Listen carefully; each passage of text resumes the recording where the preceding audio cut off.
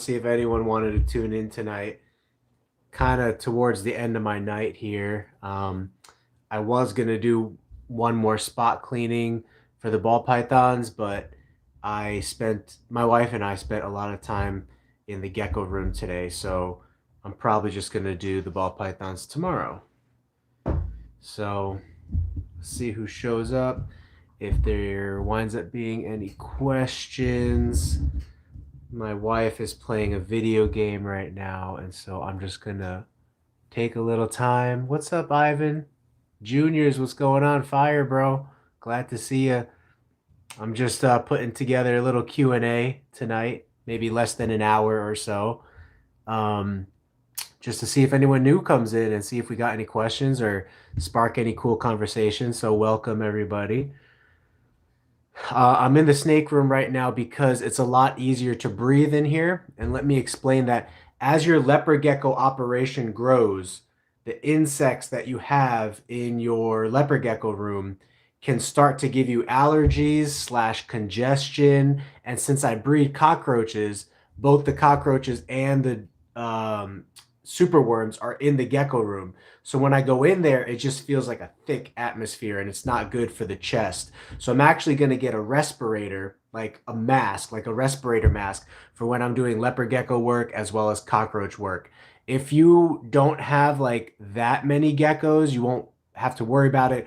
Or if you're really not working with insects, you don't have to worry about it. But since we are working with insects and have a decent amount of geckos, it can create some allergy problems. So just forewarning for you guys, it's happened to a lot of leopard gecko breeders around the mealworms. And I don't breed mealworms, but the cockroaches got me the other night. Like I couldn't even breathe for the whole night. I went to bed and I couldn't even take a deep breath. Like when I go like that, I couldn't even take a deep breath. I could only do half of that, and you can really hear the wheezing. And so, um, yeah, my business partner and I were looking into like safer means of us operating, this operation so that we could do this long term and not have to worry about allergies or anything. So I'm in the snake room, which is a lot easier to breathe, even though I got some rats over here. Rats, there's not that many, and so there's not a heavy ammonia smell. Do you know why a leopard gecko I few months might not like? Do you know why a leopard gecko I'm guessing a leopard gecko you got a few months might not like? Can you rephrase that, Ivan? I'm not understanding the question. You eat a mealworm. Yo, might not eat a mealworm. So if you're asking why a leopard gecko might not eat a mealworm, they usually do. Whether it's a now, is your leopard gecko a baby? Is it a breeding female? Sometimes breeding females will fast. If it's a baby, sometimes babies take a couple of days before they eat. If it's a juvenile that you got from somebody, a juvenile or a subadult, maybe they were feeding it something else and it has to get used to mealworms. But 9.9 times out of 10, give it a couple days and it should figure out that the mealworm is food and it will love mealworms. We only feed mealworms over here for what that's worth. So a lot of leopard geckos will eat just purely mealworms. Did that answer your question? Is that what you were asking? What's up, LED? My first season breeding. You have two females that should be forming eggs soon. Any tips or advice? Yeah, stay on top of it because um, you have two females. So write down when they paired with the male, and 2 weeks later, like a week and a half to 2 weeks later, start to check their lay boxes for eggs and also check their belly to make sure that an egg is growing in their belly, to make sure that the sperm was successful at fertilizing that ovulation so that you know that you either have to repair the female or you don't have to repair the female. If the female is forming eggs, then you don't have to repair the female. And you could just wait for those eggs to form. I write down the date that I'm expecting the eggs, which is every 2 weeks. So if the gecko's bred tonight, I would write down lay date expecting 2 weeks from now. And a week and a half from now, I will check every single night until that 2 week mark for eggs. And then once I find eggs, I'll write down another 2 weeks. You know what I mean? And a week and a half from then, I'll check every single night to pull those eggs right away. You want to get those eggs out of her humid hide as soon as possible and into the incubator, just so that they have the best likelihood of success. So that would be my advice. Also, make sure you stay on top of vitamins and calcium. I'm not sure, Big LED, what kind of calcium slash vitamin supplement you use, but when the females lay eggs, it actually strips their body of a lot of calcium. I have a female right now that's very thin, very skinny because she's not really eating a lot, and she's also pregnant or gravid, and so she's laying eggs. She just laid her first clutch for me. They were very small and like very kind of like not good looking, and she's very skinny. So I'm hoping that she starts eating. But sometimes, you know, females that are pregnant, they'll go on strike. You use, yeah, I use cocoa fiber. Yeah, osteoform, SA, and Vionate. And make sure the osteoform, make sure you're doing something that's like a 3-to-1 ratio, right? 3 scoops of Vionate for every 1 scoop of osteoform. And there's a reason for that, is because geckos need more calcium in their diet than phosphorus. And when you buy these vitamin and calcium supplements, a lot of those supplements already come with phosphorus in it. And insects, now here's the big reason why leopard geckos and insect eating animals really need extra calcium, is because insects barely give any calcium to the reptile. And so if the reptile is supposed to have more calcium than phosphorus, but every single time they eat an insect, they're actually getting more phosphorus than calcium, because the phosphorus levels in an insect are higher than the calcium levels, because calcium is in what, like bone, muscle, tissue, blood, etc. Insects don't have that. They just have an exoskeleton and whatever's in their gut. Whatever nutrients like carrots and stuff are in their gut. So phosphorus is very key to know that when your leopard gecko is eating insects, it's intaking more phosphorus than calcium. So that's why you need to add calcium with D3, because D3 helps them absorb the calcium. You need to add calcium with D3. And when you do a 3-to-1 ratio of the Vionate to osteoform, that's the perfect combination there. Do I have to humidity at certain level in the Reptibator? So Mgape, check out my incubation video, because it's a 40-minute long video on how to incubate eggs. You do not need to add moisture to the incubator itself, right? So you have the incubator, you have the Reptibator, but the eggs themselves, put them inside of an airtight Tupperware container.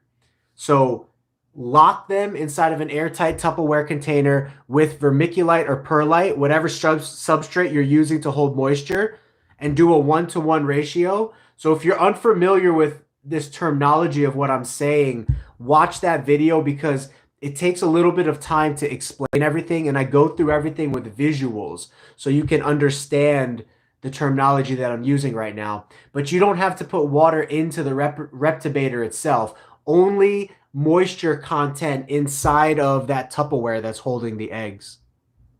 And if you're still confused about that, I can get up and show you our incubator over there, so just let me know.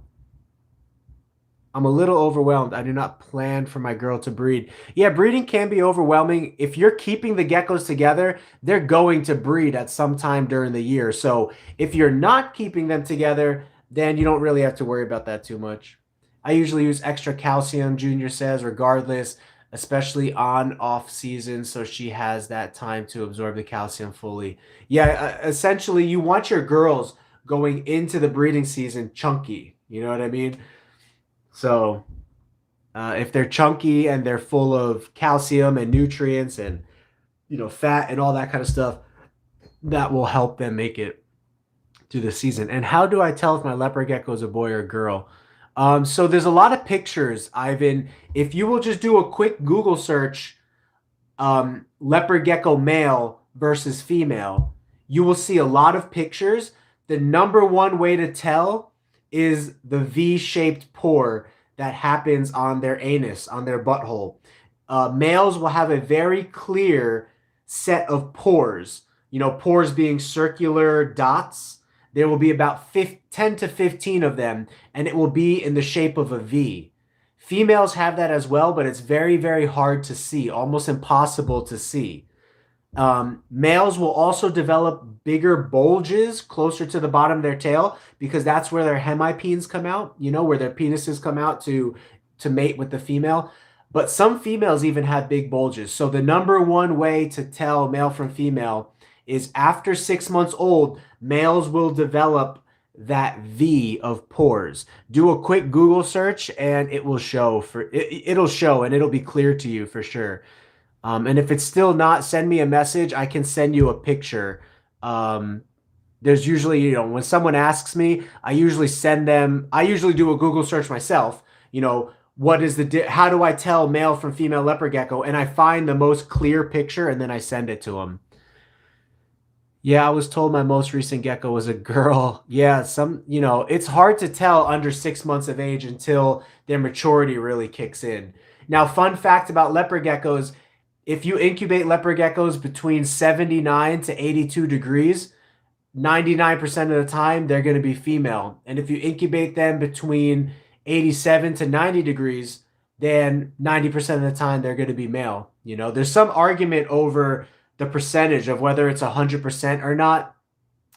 So far, every single gecko that I've hatched over the last 2 years, which over the last 2 years was probably like 50 geckos or something. They've all, if I incubated them according to temperature sex determination, which is 80 degrees on the low end and 88 degrees on the high end, they've all turned out to be male or female. I hear some breeders say that it's more like a 80 to 90% chance, but my counter argument to that or counter statement to that would be, what if you had temperature fluctuations in your incubator? So what if it wasn't that, what if there was temperature fluctuations and sometimes your temperatures went higher or lower into the other gender temperature ranges, and that caused for some variation to occur in your male/female success rate? What do you think about all these delays with shipping? I had one pass away. Really? It passed away with a 2-day delay. That's crazy.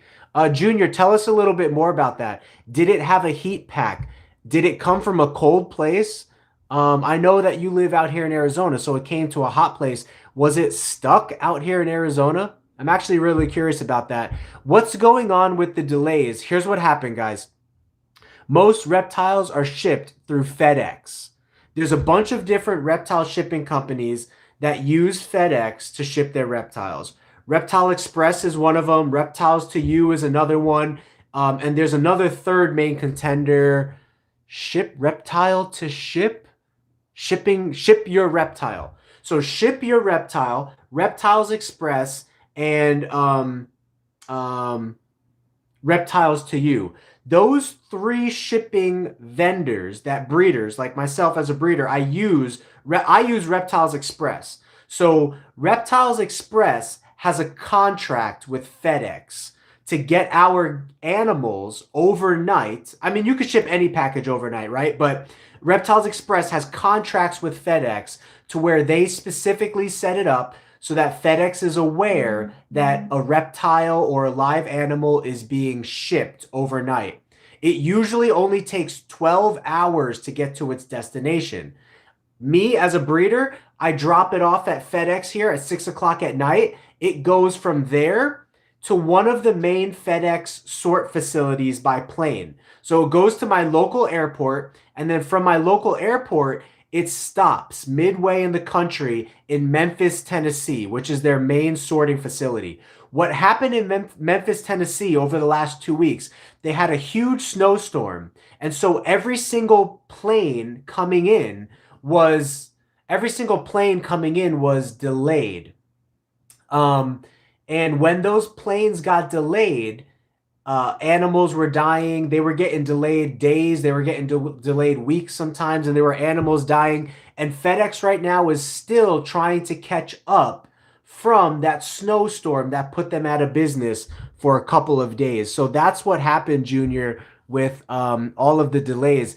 Now, Reptiles Express put out a update this week. They said, hey, we believe it is safe for the most part to ship. So you could ship if you want to, but it's always a risk. You know what I mean? It's always a risk. So you have to look to see, are there storms that are currently going to hit Memphis, Tennessee? You know, and if there's no storms that are going to hit Memphis, Tennessee, then I can ship with some confidence that I mean, I could ship with high confidence that my package is going to get to where it needs to overnight if FedEx was not delayed. The problem is FedEx was delayed 2 weeks because of that original snowstorm from 2 weeks ago. So that's what all reptile breeders are facing right now. They're just now beginning to get caught up. But me personally, I'm gonna wait another week or two before I ship, you know, and make sure there's no new storms that are coming. What temp do I incubate for a mix? 85 degrees. 85 degrees, you'll be fine for a mix. Oh, you live in Colorado, my bad. But she was purple head bloodline straight from John Scarborough. Cool. I never heard of the purple head. I'll have to look that up. Everyone's got their cool little names for their projects, right? I have specific projects, line bred projects that I'm working on that I'm going to name. So John's been in the game for a while, obviously. And it got stuck in Memphis. See, there you go. And she did have proper packing, but her cryo pack was solid by the time she arrived. Man, that's sad. That's sad. So when was that, Junior? How long ago? Because that will help me know how far out of the water we are of this shipping problem or not. Dubia roach colonies are doing good. I successfully shipped 2 starter colonies to people this week into cold locations where it was like 30 to 40 degrees overnight. And I ship it 1 to 3 business days. It got to these people's houses okay, perfectly fine. So thankful for that. Kevin, if you missed the beginning of this film, I was showing how I need to get an official, like, painter's respiratory mask, because the other night I was simply just changing over the Dubia roaches egg crates to new egg crates, and by the time I was coughing and sneezing the whole time. My eyes were itching the whole time because cockroach poo is such a fine dust. It gets into your nose without you even knowing. I had a regular mask on. That mask did not help one bit. And my throat was scratchy for the last 2 days. It's been scratchy. That night I couldn't breathe. Like, I couldn't take a deep breath in all night. I was coughing all night. My throat was sore by the next day. So watch out. If you're working with insects on a large scale, you need to make sure you have safety masks. Yeah, it was pretty bad. I've heard of other people experiencing allergic reactions over time to mealworms, dubia roaches, superworms, but I never experienced that for the last 3 years. But I am now. And one of the reasons is because sometimes it takes a little bit of time for your body to start catching a reaction to it, number one. But number two, I'm now working with a vast amount of insects, way more animals and insects than I was before. And so it's starting to affect my body. And just so that I could be in this, you know, hobby for the long haul, I'm going to make sure I buy a safety respirator mask so that when I'm working around the insect room and the gecko room, I can wear that and be safe. Suburban Geckos does that, and I've seen him do it for years now. I just never thought I would need it. I've never had problems with allergies or anything, but you know, the reality is people develop cancer and stuff like that off of breathing in dust into their lungs. And that's essentially what insects are. Their poo, that dust, you know, that you're breathing into your lungs is stuff that can fester in there and create cancerous growth. So just to, you know, forewarning to anyone who's working with insects on a large level. She was shipped last week, Wednesday, but didn't arrive till Friday. And that's not even bad, 2 days. So you know what happened, Junior? Yeah, she must have got, and this is what I asked Reptiles Express. I said, okay, if a package gets stuck in transit, will it be in a temperature controlled environment? The answer is no. So let me explain to you guys how shipping works. Temperature controlled environment is like my house, is like the FedEx store that I drop off the package to. When I drop off the gecko to the FedEx store, it's in a temperature controlled store until it's picked up by a truck. So step number one, a truck picks up the gecko, and now the gecko is in a FedEx truck. That FedEx truck is not air conditioned. That FedEx truck is not heated, but it's usually not on the truck so long. It goes from the truck to your local airport, which for us is in Phoenix. That process only takes about an hour or two, so it's not really going under any tremendously stressful situation. From the airport, it goes into an airtight cabin. So when your gecko is actually flying on the plane, it's in an airtight cabin that is also temperature controlled.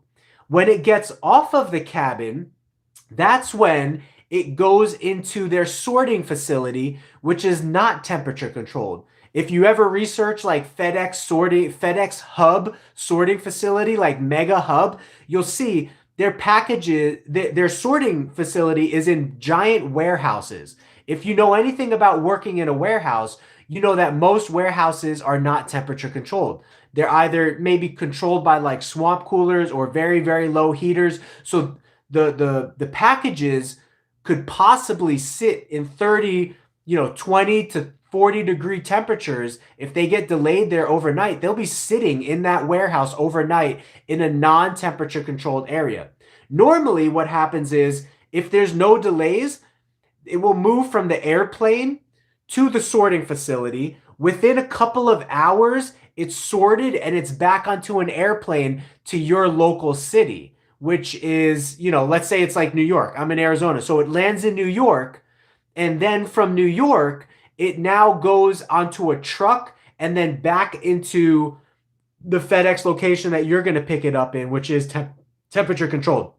So it's constantly this game of temperature controlled areas and non-temperature controlled areas of what the animal's going through. But if it gets stuck in transit in an area that is not temperature controlled, bad things can happen, just like what Junior said here. So, well, I wasn't lucky. I had bad luck on this one. Yeah, I'm sorry, bro. A lot of people, unfortunately, have been losing animals because of the delays. So give it a couple weeks, 1 to 2 weeks. I would imagine there's really not going to be any more snowstorms or any problems, and everything should be fine. Because I have a small dubia roach colony, contains 32 females, 7 males. How long do you think I can start to feed them to my gecko?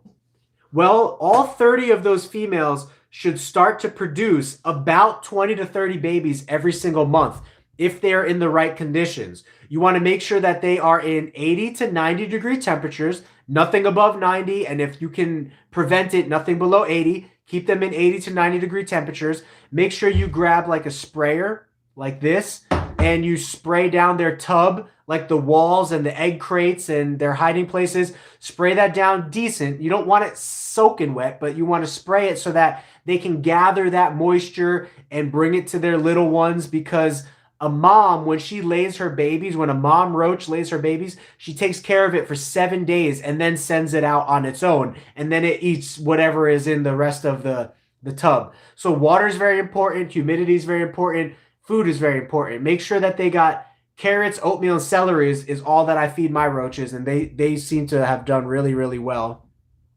So I hope that helps. I had geckos shipped from California to North Carolina this week, no issues. Yes, a guy that's expecting a gecko from me, he said he's in Buffalo, New York, and he that's very cold right now, like 20s, and he received a gecko no problem as well. This was last week. This was last week when the issue happened, and they were still catching up from delays last week. Yeah, of course, Jay. I'm glad you're happy with it. Jay was one of the people that received a roach kit that he ordered from us. I think you wound up getting like 12 males and 36 females. And so we gave you some extra there. One of the males died in transit, but hey, that's good. If only one roach dies in transit, that's good. That's usually why I give extra in case something dies in transit or dies shortly after transit. at least you can be happy with your purchase that, 99% or close to 100% is exactly the way you want it. So glad, Jay, glad. Yeah, I was just popping on for this live stream. My wife and I, we actually spent the whole afternoon cleaning our 100 geckos. So changing the substrate, changing the food, changing the water, making sure the humid hides are sprayed. So it's about 100 different tubs that we did that for. And then we took little breaks here and there, went on a bike ride. So we just got done with that. And I'm in the snake room right now because it's easier for me to breathe in the snake room. And Jay, I'll just give you a heads up. Once you start breeding insects on a large scale, the dust that they produce, I was even wearing a mask, the dust that they produce will get into your lungs and start to get you really congested and troublesome to breathe. Some people develop really problematic allergies to it. So I'm actually going to be looking into an actual respirator, like a painter's mask respirator, so that when I'm working in the gecko room around all of their poo and the eco earth, over hundreds of animals, as well as the dubia roaches, I can keep myself safe and hopefully have a nice, long, yeah, there you go, mask and gloves. A lot of people do that. I never had to. I took it for granted, honestly. I took it for granted because I've never had any allergic issues with mealworms, superworms, dubia roaches. But now that I'm working on such a vast scale, it is starting to cause a problem, and I can't ignore it anymore. And if I don't want to, um, if I want to try to prevent myself as much as possible to stay healthy, not develop cancer, not develop asthma, not develop, all that kind of stuff, allergies, then I need to just be safe. I've never had a problem with allergies, so I've always taken it for granted. My mom has always had a big problem with allergies, but I never had, and now it's catching up with me. So what up, Crescent? Crescent, so I think that guy is going to buy that gecko, unfortunately. But we're going to have plenty of more geckos. And if there are any other, are you looking for males specifically? Because this year we're breeding mostly females, but we're probably going to have a couple of males for sale.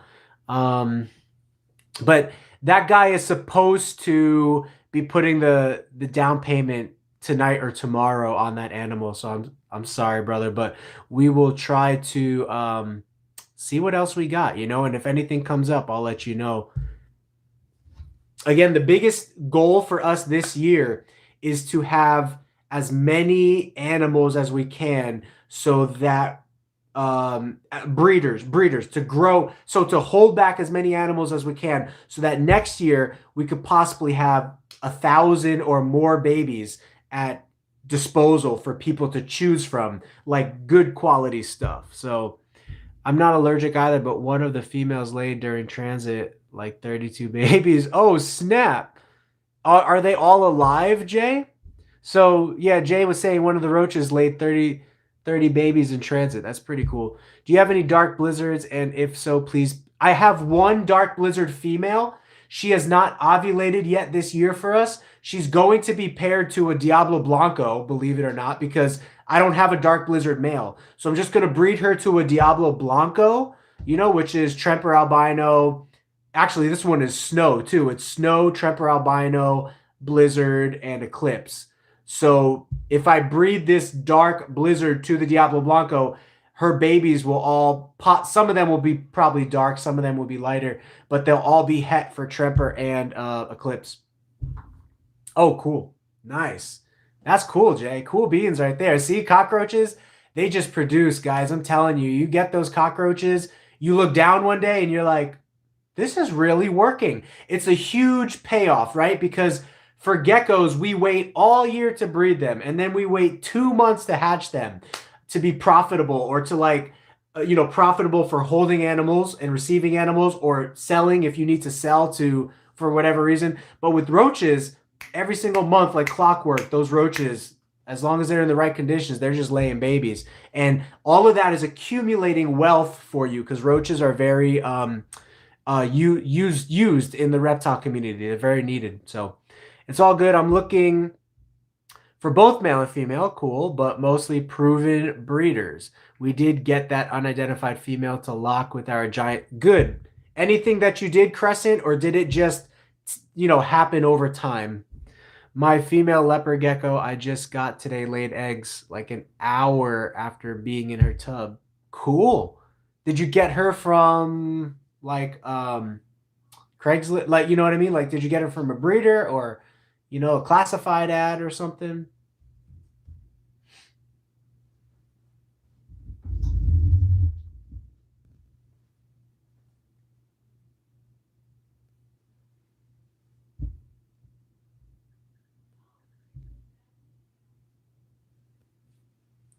He needed assistance, so we're kind of hoping they locked. He needed assistance. He kept trying to mount her head. That happens. Sometimes the geckos will try to mount him backwards. Like we saw it and she lifted her tail, but she's being monitored. Yeah. That does happen. That does happen. It's funny. Sometimes they'll be in perfect position, the male and the female, and then the male will like lose focus and like spin around and do something else. So I took them in because they couldn't. Okay, cool. Yeah, it's always nice, guys. I mean, there's so many great geckos that you could find in your local classifieds. I have a decent amount of geckos in my collection. Nice geckos that I found in classified related instances. Sometimes people get out of the hobby. Sometimes people don't know what they got. Sometimes people are just willing to, they're moving or something. And I'm not really looking to take in any new animals right now because I'm pretty filled up. But if I had extra space, I would be on Craigslist every single day, Facebook classifieds every single day, looking for ball pythons, looking for geckos, looking for any cool reptile, really. So.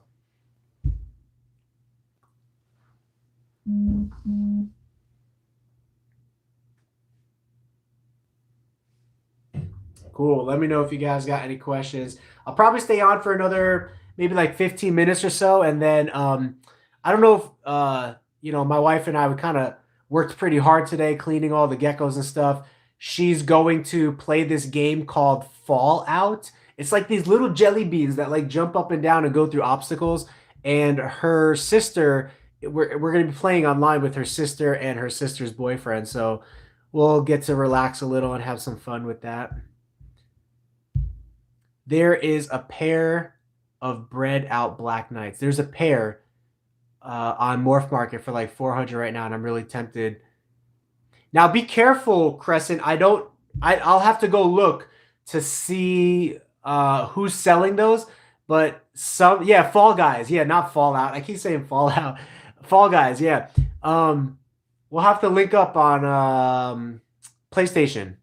You'll have to give me your PlayStation tag or whatever. We'll have to play sometime. So, real quick, let me touch on Crescent. Crescent, make sure that it's not a scam.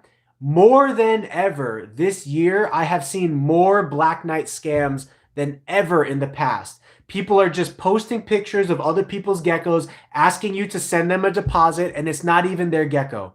And it's extraordinary deals like that, around $400, because they know it's going to catch people's eye and catch people's attention. So just be careful the breeder you're getting it from. I'm working on bringing Tangs and Blizzards together, wanting to bring Stark's project back. Hope I can send you some cool babies in the future. Absolutely. I've thought about that. If we can make like a Blizzard more orange. I don't know who Stark's project is. If you have some pictures of Stark's project, let me know. I'm unfamiliar with that. To my knowledge, there's nothing you can really do to bring color into a Blizzard. So if I'm wrong about that, then please show me, because that would also give me another project to work on. But as far as I know, when the Blizzard gene enters with the Tangerine gene, the Blizzard just overwhelms it, and there is no orange coloration. But according to what you're saying and Stark's project, maybe there is, and I just haven't seen any good examples of that. So yeah, please let me know. The user, okay, cool. I will add you or send a friend request to you. The user is 16. Oh, that is Morph Market. 16 ratings, all positive within the last 12 months. So that looks like a pretty good sign. Now, when you mean bred out Black Knights, do you mean that they were crossbred so that they're not pure black? Or because even if they're fairly dark, you gotta imagine if this if this gecko is fairly dark and this gecko is fairly dark, their babies are all going to be most likely around the same quality. Some might be a little bit better, but no guarantee about that. Some might be a little bit worse. There's usually more probability that it's worse because it's harder to increase the pigment than it is to decrease it. And most likely they're all going to be around the same level of darkness or pigmentation as the parents, so but that's still pretty cool. I mean, Black Knight is Black Knight. I've seen some half Black Knights, like 50% Black Knights, and we plan to produce some Black Knight crosses because they're in the lower price range, more available for people as well to just get into the project. They produce some cool stuff. They'll have like shadings of black and then a white strip or yellow strip or whatever, so it's cool stuff. I'll send you through IG. There were called sunsets and sunrises. This is true. That's why he gave up the project. It was hard to pop out the blizzard. Yeah. And, anything's possible, right? Just because he gave up the project does not mean it's impossible. I am all for people going for the projects that they want, you know what I mean? And trying to tackle that. So if you get really, really good quality tangerines and, blizzards and you breed them together, who knows? Who knows what's possible, You could pioneer something new. It could be a waste of time, but if that's something that you want to go down, go for it because everyone has the right to work, the projects that they want to, right? And so that's pretty cool. But yeah, send me those pictures. I'd like to see how far he got with the project. They're bred out. Mom was pitch black and a decent size, nearly a giant. The dad was a Tremper Blizzard Eclipse, but their markings are almost deep brown. So what it sounds like is it was one pure Black Knight and one not pure Black Knight. So the babies will be exhibiting some dark features, some dark shading, but don't expect for them to become like that original parent unless you keep breeding them back to darker and darker animals. And I know you know that, but I'd have to look at the babies. But I mean, $400 for a pair. Hey, that's still pretty good. Now, if they're temperature sex determined, then they're still babies, so they still have to grow up and then prove that they're actually male and female. You never know with people. I've had really good success rates so far with my temperature sex determination. I haven't had one gecko turn out the opposite gender, but I've had other breeders tell me, hey, Frank, you shouldn't tell people that it's 100% guarantee because it's really not. And of course, nothing is 100% guarantee in this world, right? There's always outliers. But they were telling me that they were experiencing very low odds, like 80% or 70% of temperature sex determination being accurate. My response to them was, are you sure that it's not temperature fluctuations that might be happening in your incubator? I work very hard with my incubator to make sure there's very little fluctuations as possible. But larger scale breeders, it's really hard when they're working with these gigantic incubators and stuff to make sure that one corner of the incubator is not any hotter or colder than another corner of the incubator or the middle of the incubator. So my kind of argument, so to speak, back to them would be, can you prove that it was not temperature fluctuation? And can you prove, I mean, that's it. Can you prove that it was not temperature fluctuation? Because so far, I'm not saying it's going to continue this way, but so far I've had 100% success rate with incubating males for males and females for females. But I keep a close eye on my incubators, like super close. I check them every morning, every afternoon, every night. If there's any degree of variance, I take care of it right away, whatever the issue is. So, these larger breeders that are breeding thousands of geckos, or maybe other breeders that are even breeding just dozens, I don't know if they put the same time and effort into equalizing the temperature in their incubators. And so that could have been the cause of their big variance, that 30-degree variance of temperature sex determination going wrong for them. Just saying, it could have been. Not saying it is, but... Facebook classifies, Jay, if you go... it's Marketplace. If you go to Facebook Marketplace, and you search like leopard geckos, ball pythons, it will show anyone on Facebook who has listed that animal for sale in your area or whatever area you search. What is your favorite polygenic project you have? Now, if by polygenic you mean line bred, big LED, sort of like how Tangerine is line bred, I really like the Tangerine project. Um, is that a boring answer? I really like the Tangerine project because the Tangerine project that we're working with here is Emerine and Tangerine combined. So every single one of our Tangerines has green Emerine hues to it. So that's my favorite quote unquote like line bred trait because that's something that we're working really hard on here at GeekyGeckoCreations is to create bright orange geckos with green coloration in there. So that's probably my favorite one. In addition to that, you know I'm working the Black Knight project, and that's line bred. I am working, I'm also working the Bold Stripe project with thin stripes instead of thick stripes, and I'm thinking of calling it the Pinstripe project. So I'm pretty excited about the Pinstripe project because I really haven't seen anybody promoting pinstripe bold stripes, you know? Everyone's always trying to see like how thick of a stripe that they can get. And I do have thick stripe bold stripes, don't get me wrong, but one gecko for me last year popped out with two perfectly straight thin stripes, and then a couple females did too. And they're also white and yellow and just bright yellow coloration. So they're really, really good quality polygenic, right? Really good quality. And so I'm excited about that project as well. So Pinstripe, Black Knight, and Tangerine. I'm going to send you a pic of this male I got. Can you tell me the more? Yeah, I'll definitely try, Jay. Show us them stripes. Okay, you did it. Before I get off, I knew I would be tempted to go into the room.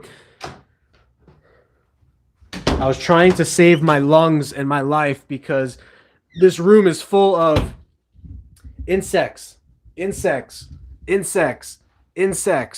gecko poo. When I come in here now, it actually is like heavy for me to breathe. Not that bad, but it'll get worse in time, so that's why I want to get a respirator. This is our Pinstripe boy. So this is male number 1 that is in our Pinstripe line. And so when he was when the geckos are a baby, the stripes show a lot more, and then as they get older, it kind of fades out. But you could see he is a pure yellow back, no pigmentation on the sides whatsoever, no pattern on the sides because he is white and yellow. And you could see all of, you could see, let me move it back because that's how you can see it more. You could see those 2 thin stripes that are on his back. Now, in addition to that, there's actually a female this year that has been pretty crazy, and her stripes are pretty dark. Is this her? No. Where is she? Bold. Okay, so we're going to look for the word stripe. Here's the word stripe. Now, here's a female whose stripe is broken, but that's okay. Even if it's broken, because the male stripe is complete, their babies can have complete stripes. So you see that? How it's very skinny patterning, very clean looking stripe going down the back. So we bred that girl with that male, and so we're hoping for some pretty cool babies this year in the Pinstripe project. This one is labeled stripe also. That one's not the best quality stripe. There's another one that is super, super nice. This one is barely any stripe, but you could see some of those dots and some of that patterning kind of forms a stripe-like effect. Is it this one? That's the really nice stripe. I think so.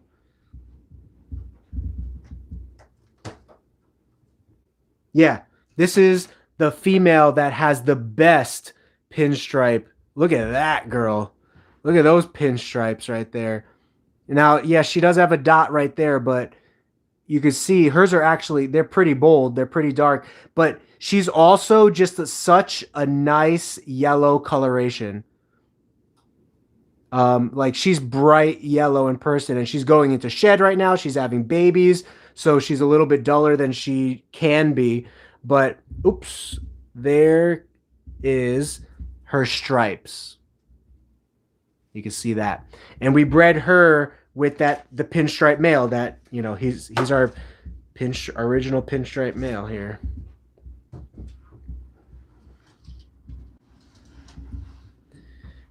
All right, let's see what I missed here.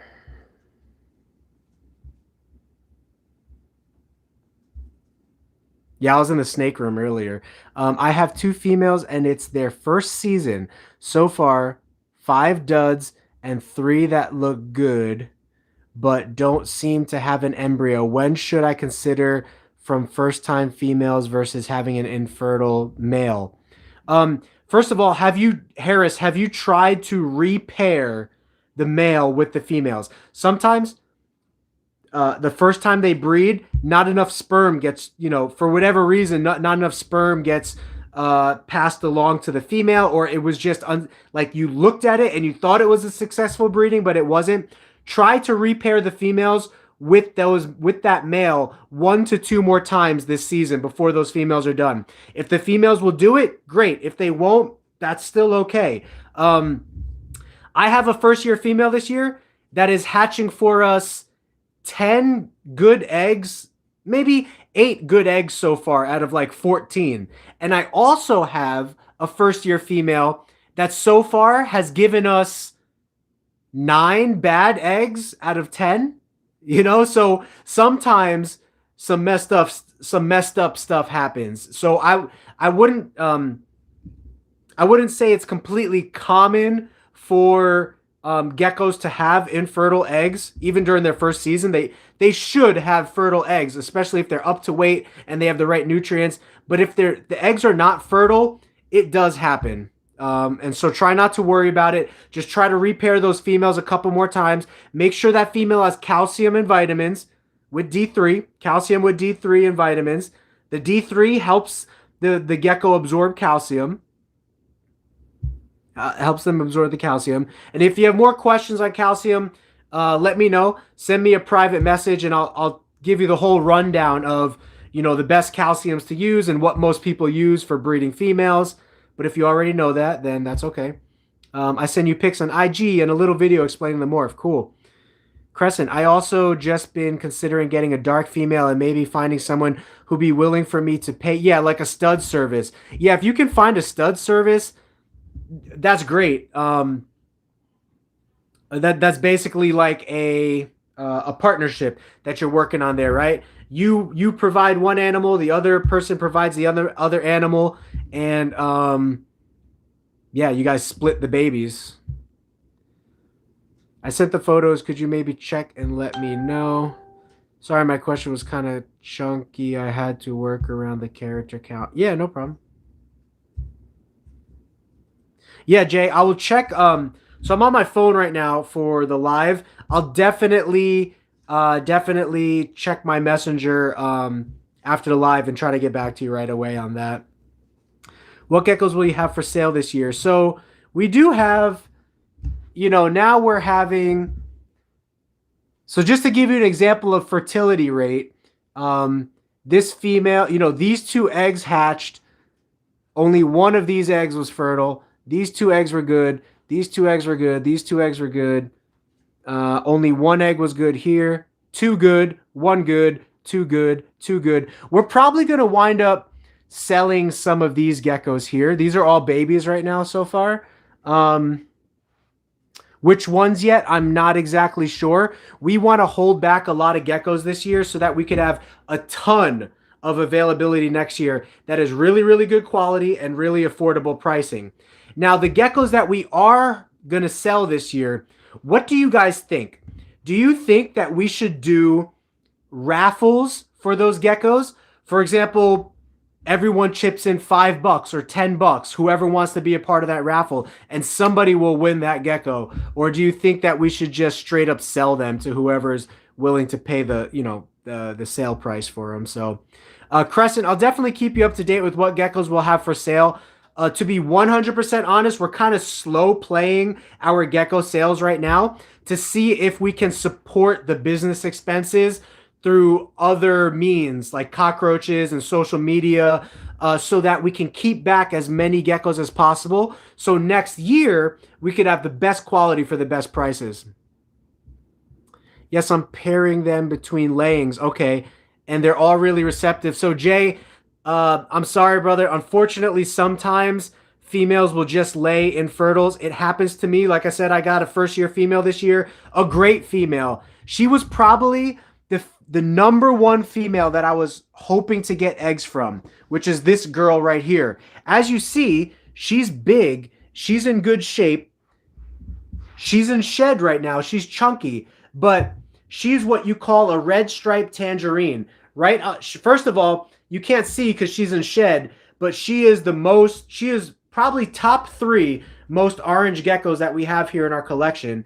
On top of that, she has red stripes going down her back. She's just the most beautiful tangerine ever. And we wanted to incubate her babies to make all males for us so that we could have some of the best looking orange/red/green males. But guess what? Her first clutch, she only laid 1 egg and it was bad. Her second clutch, she only laid 1 egg and it was bad. Her third clutch, she laid 2 eggs. 1 egg was bad. The other egg hatched. And for some odd reason, if you watch our Instagram, that's the gecko that accidentally tore itself open and killed itself by disemboweling its guts, and it died. Its 4th clutch, both eggs are bad. 5th clutch, both eggs look good, but they haven't hatched yet. And 6th clutch is unknown. We don't know what's going to happen with it. So as you can see, that's only 3 of 12 eggs so far that might have been good, and we're still waiting on those 2 to hatch. So it takes 2 weeks for the females to lay. As soon as a female breeds with a male, 2 weeks later is when you want to be checking for those eggs. I actually check a couple days before the 2-week mark. So every single week, I write down on a piece of paper which females am I expecting to lay right now. So, and I always go a couple days before that, like 3 days before that. So if I know that the female is going to lay on March 13th, based on the 2-week period, I will start checking her substrate tonight, the 10th, the 11th, the 12th, all the way through the 13th, until I find her eggs. And then I'll list another 2 weeks after that of when I'm going to expect the next clutch. With your Black Knight crosses, will you be selling? Yeah, I think that would be really cool. I think we're actually going to be selling the Black Knight crosses, because the main thing that we're going to want to focus on for the Black Knights is continuing to deepen and enhance and enrich the line, which we do need to outcross the line to enhance it, right? After 12 years, the Black Knight line has become so inbred that we want to outcross it to fresh bloodlines. For us to do that, we need to put it into 100% pure geckos that are not related to that bloodline, and we're doing that. But then we need to hold back those babies and breed it back into the Black Knight line. So it's this whole game of going back and forth. I know you're in Arizona, so I'll definitely let you know what's going on with our projects. So we got a female that locked this year from BHB. Don't really support them, but anyway. This female absolutely despised human touch or even moving by her. Any tips? You know, I've had some gecko. Most leopard geckos are fine, right? They have great temperament, but 1 out of every 100 is going to give you issues. I had one gecko that would always bite me until I bled. And he would bite me with his eyes closed. Like, you knew he was trying to make me bleed. And no matter what I did, I could not get that boy to calm down. My only recommendation would be try to spend more time with that gecko. One of the things that I couldn't do with that gecko is spend vast amounts of time with it, like once a day, for at least 15-20 minutes under calm circumstances, quiet circumstances, relaxed circumstances. I would even do what Kevin McCurley does when he trains his monitor lizards, which are giant lizards. Put the animal slightly above your eye level so that the animal feels like it's looking down on you instead of you looking down on it. So Kevin McCurley has some great socialization tips for reptiles. Check him out, Nerd, Nerd, Reptiles. So when I see a cockroach, I'm gonna get out of this room because I already feel that itchiness in the back of my throat because all these insects are in this room here. So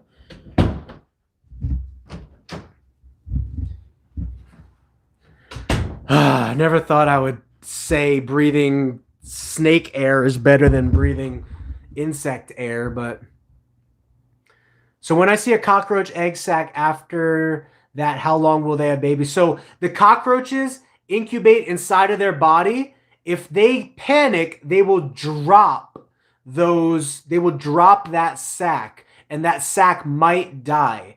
But normally what happens is the cockroaches will incubate the babies, like the sac will be inside of the female, and the female, I'd have to relook this up, but I believe her incubation period for her babies is about 20 days. So she holds them, cooks them, grows them for about 20 days, and then releases them, and then takes care of them for another 7 days. Okay, so she takes care of them for another 7 days. And then they get released into the normal colony. So she should lay any day now. 2 weeks was yesterday. Yeah, keep checking. Some geckos lay between 2 to 3 weeks. If you go past 3 weeks, start to give that gecko a warm bath. Maybe it's having delivery issues. And I actually have 2 geckos right now that are like, I don't know, they're at like 6 or 8 weeks, like 2 months in, right? Like a month and a half, 2 months in. So I'm starting to give them water baths every day. Sometimes this stuff just happens, guys. I apologize, but we are dealing with live animals, right? In the same way that human beings can have complications during birth, geckos can also have complications. With reptiles, you don't see it as much as mammals, but it's still possible. Whenever you sell those black knights, I'll definitely get a female and a male if you sell any. Yeah, absolutely. We'll meet. Maybe we could even have you come down to the facility here, do a tour with us. My female laid her first clutch on the 21st day. So there you go. Junior Leo's, his girl laid 3 weeks in. Most girls will lay between 2 to 3 weeks, and if it starts to go past 3 weeks, I would say that's when you might want to be a little bit concerned. But there's really not much you can do except surgery, which isn't really possible for people, and warm baths. So warm baths and fresh water. I always like to make sure the females have fresh water for drinking because that could help with flushing out their system. And sometimes they might want to sit in their water bowl extra long to help those those eggs come out. She absolutely hates us. Like we've tried everything, leaving our hands in there to smell and maybe climb, let her run around us in the bathtub. She just bites and hisses. That's so funny. That can definitely happen. I don't really know the truth of this because this has never happened to me, but there's something called hot females. Females are normally incubated between 79 to 82 degrees. Between 84 to 86 degrees is males and females, and between 87 to 90 degrees, you're gonna hatch mostly pretty much males. If you go over 90 degrees, like 91, 92 degrees during incubation, it's said that the gender of the animal will be female, she won't breed well, and she will have attitude problems. So it's possible maybe that is one hypothesis over what the issue might be. She might be a hot female. And again, I've never produced a hot female. I don't have personal experience with hot females. I've just read it online, like I'm sure some of you guys have. Last night, a female had her egg sac out, but I didn't see it anywhere now. So maybe she laid those eggs. She either dropped that egg sac or she stuck it or laid it somewhere. Because to my knowledge, I've never watched it, but to my knowledge, cockroaches, babies come out live. So they're going to come out live out of that sac, Yeah, it's always anxious in the beginning, you know what I mean? I hear you, Agape, Guape. Yeah, my first Tang girl kind of like hot bred horses. I guess, yeah, that's a thing, right? I also work with horses. Our female gecko is literally the definition of a moody horse. She could be a hot female then. She could be a hot girl. Yeah, my first Tang girl came from BHB. She was the same way, but she got more calm as she got older. Don't support the way they breed just for quantity and not quality. Yeah, so whenever you deal with gecko breeders also that are working on such high scale to where they're just turning out inventory, turning out geckos, right? Maybe those geckos don't get a lot of tender loving care, you know? And so that could be possibly another related issue. So I rekindled an egg from early this morning now. That's it. Night in a wait. I rekindled an egg from early this morning. Now that it's night in a dark room, I see some red blood vessels and a faint target sign. That's what you want. That target sign is good. Even if just one, I'd be happy. I know, I hear you. I hear you, bro. I'm so disappointed that I'm disappointed, but I'm not because I understand this is the way it goes, right? And it always gives me something to look forward to. But that girl that I showed you in the gecko room, we were so looking forward to hatching some of the prettiest, coolest looking tangerine slash red slash emerine males from her. But guess what? Now our chances are significantly slimmed down because of how many eggs have been bad. But that's just this year. There's always next year, and there's always other geckos we can buy, right? We really wanted to do it in-house to where we would have the red stripe, the tangerine, and the emerine all in those males. And we're probably going to get some males from her that are good. But next year, when we go into breeding season, if we need to invest in a high-quality male, we will to breed to some of our medium or lower quality tangerine females. So that's another thing that you want to be aware of when you're investing. If I had to recommend, you can buy 5 decent looking females and 1 extraordinary looking male, and then that male will breed to all 5 of those girls that year. Most likely, you know, if things don't go wrong, he will breed to all of those girls if no injuries happen and he's a vigorous breeder, because some males just are not vigorous breeders, right? So you have to have backup males. But let's say things go right and he breeds to all those females. Now you're going to have 50 babies that are a combination of his quality and the female's quality. Versus if you get 1 really high quality male and 1 really high quality female, you're only going to get 10 babies, but all of those babies are going to be really high quality versus 50 babies. And the chances of variation of high quality, you might get some that are super high quality, some that are a little bit lower quality, some that are medium quality, but 1 male can breed to multiple females. And so if you had to choose between a very expensive male and a very expensive female, I would say choose the male because he can breed to normal looking females and still produce extraordinary looking babies. The reason I don't support BHB is they don't handle the geckos that much. And during the process of getting her, they said she had been dropped / hurt due to biting. Didn't tell me. Yeah, you know, that's unfortunately the reality of the reptile world, right? And I have nothing against BHB. I actually think that they're great people, but they work on such a large scale to where, exactly, tender loving care, that TLC cannot be given to every single animal. And so, you know, not to like point fingers or not to take credit away from where credit is due, but the godfather of leopard geckos is Ron Tremper. And I love Ron Tremper. I got nothing against Ron Tremper or Brian Barczyk at BHB.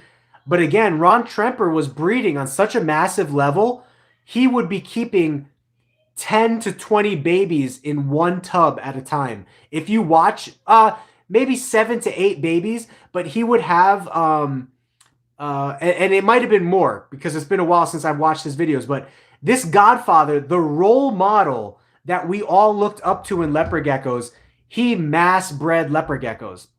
And I'm not saying whether it's right or whether it's wrong. I'm just saying that sometimes our eye of scrutiny is, you know, unaware of or naive towards some of the things that go on, even with like our favorite breeders. You know what I mean? Ron Tremper would be considered like the favorite breeder of leopard geckos. I mean, he even has a leopard gecko named after him, Tremper, the most popular albino leopard gecko in the world.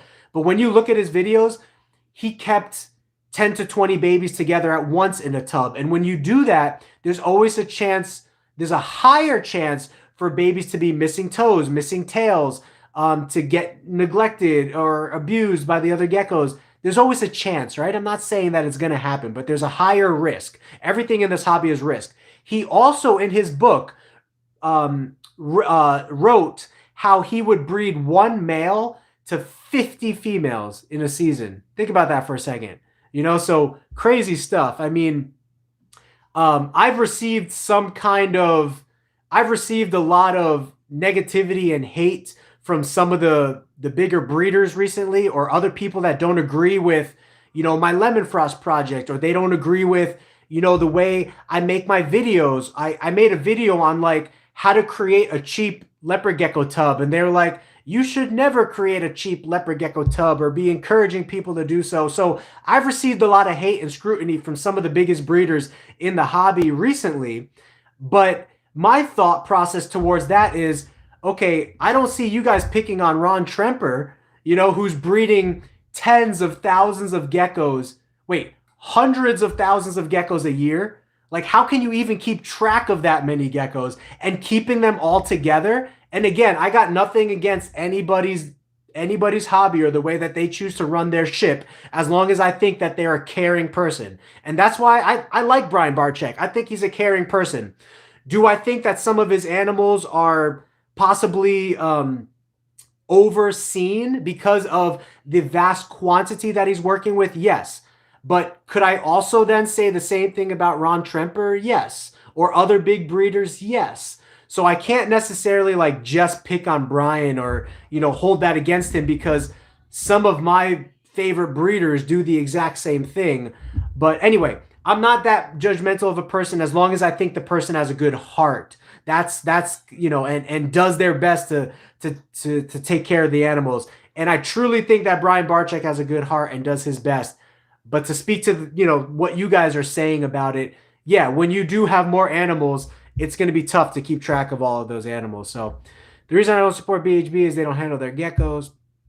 Our gecko Tixie we got from BHB is like that too. She always tries jumping and running when we pick her up. And again, I'm not behind the scenes at BHB, right? So maybe if I was behind the scenes, I could drop some dirt and be like, yeah, not liking what's going on here. But just from his videos and stuff, I don't think Brian's a bad dude. He catches a bad rap from a lot of people. But since the BHB incident, that's why I usually say to go to local breeders. And yeah, you're going to get a lot more TLC from breeders that are working with 10 to 50 geckos instead of, you know, 100 to 1,000 geckos, you know. I want to keep my business as calm and chill as possible, handle babies. And that's great, Crescent. There's always a niche for everybody, right? And I've actually thought about that. Like, do I want to mass produce and wholesale geckos, right? Like every breeder who is looking to do this full time, you got to ask yourself, how do I keep the business afloat, right? Because for me to take care of even 50 to 100 geckos, it requires my full time and attention to run social media, to breed, to raise those babies.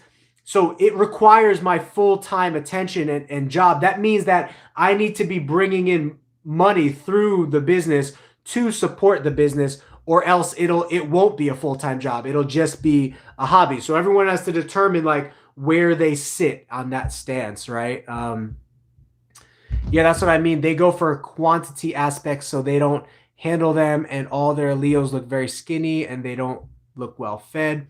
That's true, Junior Leos. It's taken me half a year to get my female up to weight. I didn't even know that about Ron Tremper. Brian himself is a great guy. I know what he's dealing with due to the anxiety issues he struggled with. Just the mass producing bugs me. Yeah, and you have a right to be bugged, right? I'm not saying anything about that. I guess I have a right to be bugged, right? And sometimes people like when you say what frustrates you, right? And what frustrated me recently was I had some breeders commenting negatively towards me. You know, you shouldn't be teaching people how to make cheap tubs. You shouldn't be breeding the lemon frost gene. They were just speaking all kinds of negative hate towards me, right? And I was looking at them and I was like, okay, aren't you the same people that are wholesaling animals? So you're telling me that you know that every single one of those wholesale geckos went to a good household? You did your best to ensure that that gecko went to a good household? How can you hate on me for breeding the lemon frost gene, which is known to have some genetic defects, but I'm trying to work on getting those genetic defects out, when you are doing arguably worse or the same thing by wholesaling animals to any buyer at cheap cost, and you don't know who they're selling it to? Petco, PetSmart, the reptile shop, you don't know who's getting that reptile, right? So that's a little bit of a rant there, but sometimes we don't realize our own naiveness, right? So whenever I judge somebody, I try to look at myself and be like, have I done anything similar? Do I have anything against my name that people might be able to say similar to what this person is saying? And I even brought that up with the breeder. I said, well, I know you've worked with the Enigma gene. What's your excuse for that? I know that you wholesale. What's your excuse for that? But of course, everyone justifies their own actions and they don't want to take self-accountability. As much as possible, I'll always try to take self-accountability, right? Or explain my perspective or point of view. But that was my thing, was they're all saying that I'm the worst person in the world. I don't care about my animals. But then behind closed doors, they're selling thousands of geckos a year to the wholesale market, which you know who the wholesale market is. Petco, PetSmart, all of these reptile stores that just sell an animal to somebody who doesn't even know how to take care of the animal, right? So arguably, are you not doing what you're accusing me of? You're accusing me of neglecting my animals. Could I not accuse you of neglecting or abusing your animals by selling them into households that you don't know where these geckos are going? So honestly, I digress from that point, but with a gravid female, is there any special care that she'll need? Make sure she has calcium and vitamins. Idris, make sure she has calcium with D3. You could get Reptical calcium with D3. Or you could get Osteoform SA and Vionate vitamin powder from Amazon. If you need to know more about that, let me know. Send me a message or an email. My motto is, if you're being safe and your animals are happy, it's none of their business telling someone how to do their own business. However, we all have a right. Yeah, that's true, Crescent. And that's why, again, I'm not against wholesaling. I mean, I know some of you might be voicing some stuff against wholesaling. I'm just saying how naive this person sounded when they were accusing me of being this malicious, horrible, uncaring person towards the geckos. When you actually look at what they do, could I not point the finger right back at you and say that you're doing just as bad or worse, So again, as long as I see, and again, I did not want to do that to these people because I know that they have a caring heart, but they brought it up to me first. So whenever someone brings judgment upon me, if possible, I like to help make them aware that, hey, I realize you're judging me right now, and I'm going to take your judgment with a grain of salt. I'm going to try to learn from it. But what if I was to judge you with the same judgment you're judging me? Would that enlighten you to anything? A lot of times the answer is no. People's pride gets in the way. And I'm not saying that I don't have pride, because I do. I'm always trying to justify myself. As soon as we're wrong, right? As human beings, we want to justify and defend ourselves. But I've just kind of learned over the years that by being humble and being open to correction and being open to other people's perspectives and not being narrow-minded, obviously it makes you more relatable to people, but it also helps you to judge more fairly and accurately. So I don't hold anything against these guys that were saying negativity towards me.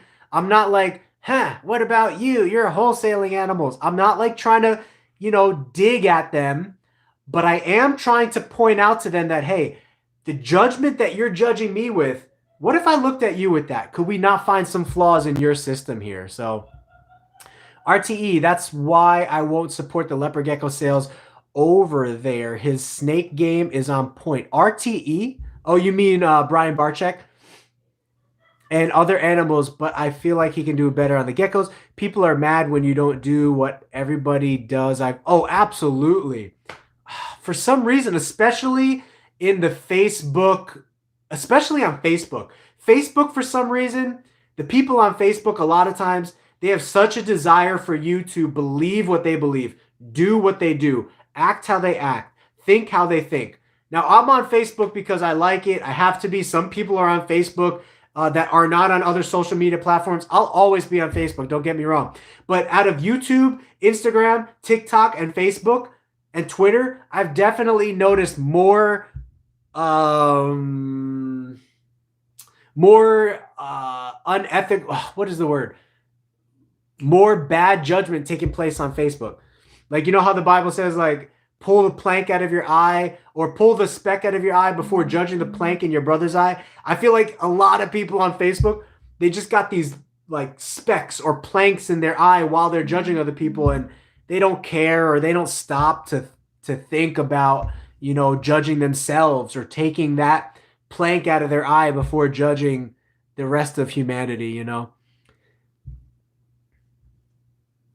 They try to take the fun. Yeah, exactly. This is a fun hobby, right?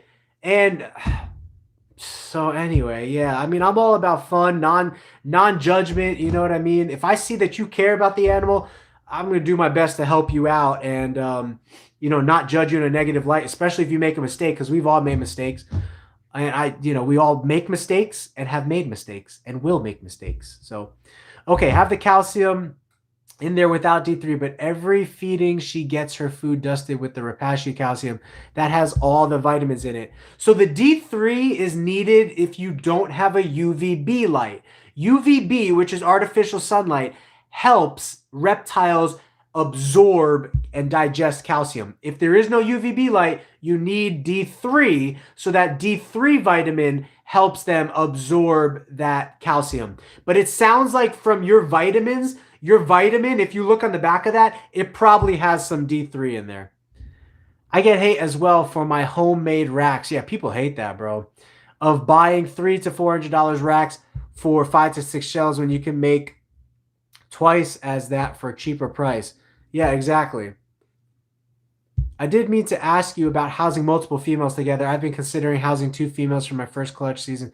I don't want So if you don't want any issues, Crescent, make sure they have a big tub. We are actually going, we don't currently house multiple females with males right now, but it is a thought on our mind for the future because we are getting to the point where we're working with over 100 geckos right now, and it's nearly going to be impossible for me to sit there and watch every single female breed with every single male every year and then repair and then whatever, you know, if they don't breed, then I have to bring the male back and it's this whole mess. So we are probably going to set up some breeder colonies. When we do so, we're going to use these big tubs that you see behind me, 28 quart Sterilite tubs from Walmart. So they're like 24 inches deep, 16 inches wide, 6 inches high. And in that, I would probably only put like 2 to 3 females for 1 male. Walmart also sells 41 quart tubs, which are like 3 feet long, 16 inches wide, and 6 inches high. And you will have multiple hides, multiple lay boxes. And in something like that, I might be willing to do like 4 to 5 females for 1 male. So believe it or not, Brian Barczyk, he's one of the best, or he's one of the people that house leper geckos in community, as well as some other big breeders do that as well. So when you look at their videos, you could kind of see how they do it. But as far as space, I want every female to have their own hide, and I want every female to have decent space to get away from the male. So in a 28 quart tub, I'll probably max out at 3 girls in there. In a 41 quart tub, I'll probably max out at 5 girls in there and 1 male. Yeah, I got that same question, Crescent. Yeah, it has D3 in there, but I chose to put in calcium without because I heard that geckos... Yeah, you can OD on D3, so that's actually, you know, I usually only give... Now, although animals can OD on D3, the formula that I use, which has been tried and tested by breeders for dozens of years, Osteoform SA and Vionate vitamin powder. I'm sure you guys have heard me say this before. 1 scoop of Osteoform for every 3 scoops of Vionate, and I give that to them every single meal. And I leave that powdered mix, that 3-to-1 ratio powdered mix, I leave it in there with their food 24/7, 365 days a year. I've had no OD problems or anything like that, and neither has any other breeders that have been doing this for dozens of years using that combo. So if you want a little bit less to worry about, eventually invest in Osteoform SA from Amazon and Vionate vitamin powder from Amazon. 3-to-1 ratio. Message me more if you want to just get that confirmation when the time comes, and I can.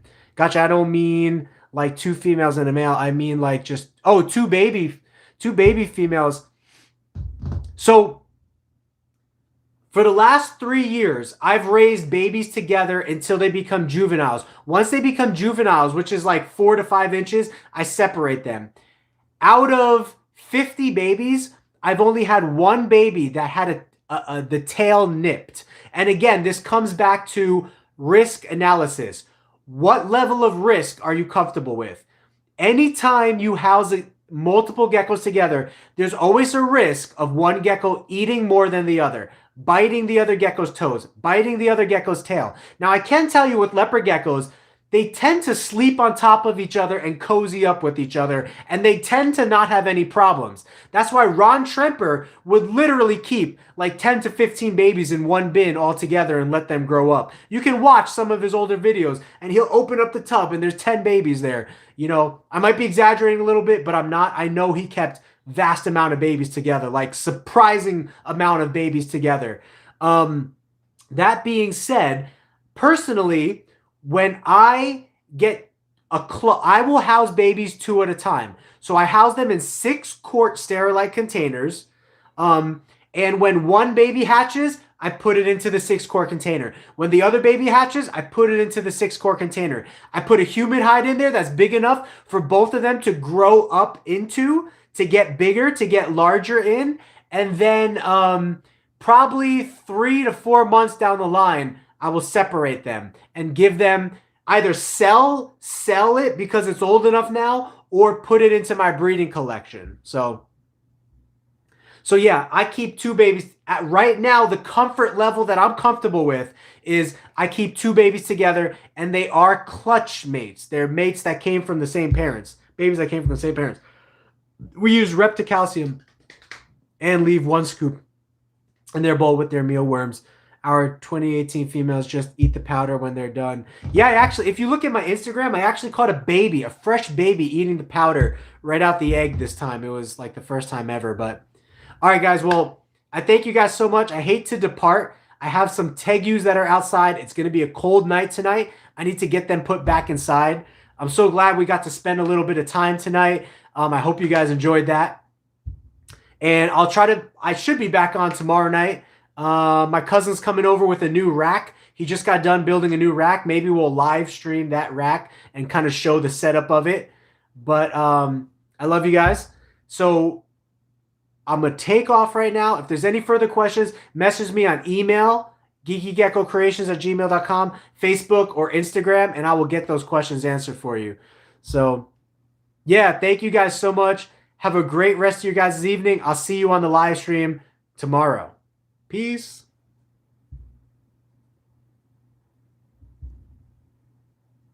Yeah, feed the little jelly beans. Later, guys.